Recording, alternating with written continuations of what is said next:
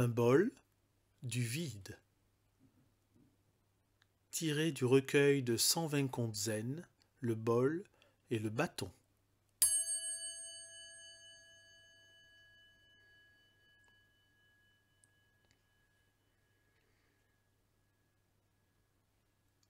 Voici une anecdote fameuse concernant le maître Rinzai Ikkyu, qui vécut il y a 3 ou 4 siècles environ.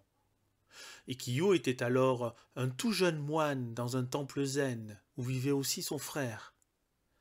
Un jour, ce dernier fit tomber un bol de cérémonie du thé qui se brisa.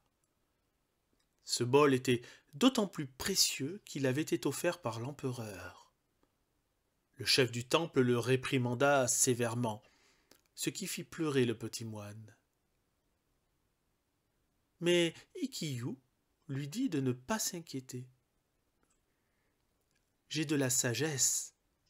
Je peux trouver une solution. » Il ramassa les morceaux de céramique qu'il mit dans sa manche de kolomo et alla se reposer dans le jardin du temple, attendant paisiblement que le maître revînt. Dès qu'il l'aperçut, il alla à sa rencontre et lui proposa un mondo. « Maître, les hommes nés en ce monde meurent-ils ou ne meurent-ils pas ?»« Ils meurent certainement, » répondit le maître. « Le Bouddha lui-même est mort. »« Je comprends, » dit Ikkyu. « Mais pour ce qui est des autres existences, les minéraux ou les objets, sont-ils eux aussi destinés à mourir ?»« Bien sûr, » répondit le maître. « Toute chose ayant forme doit nécessairement mourir quand le moment est venu. »« Je comprends, » dit Ikkyu. « En somme, comme tout est périssable, on ne devrait pas avoir à pleurer, ni à regretter ce qui n'est plus, ni à se fâcher contre la destinée. »« Non, bien sûr. »« Où veux-tu en venir ?» questionna le maître. Ikkyu sortit alors de la manche de son kolomo les débris qu'il présenta à son maître.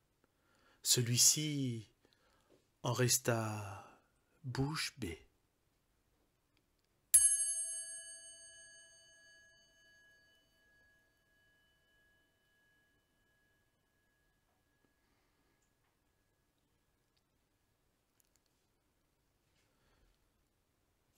Si ce texte vous a plu, je vous invite à laisser un pouce bleu, un commentaire éventuellement pour des suggestions d'autres lectures, et à vous abonner bien évidemment.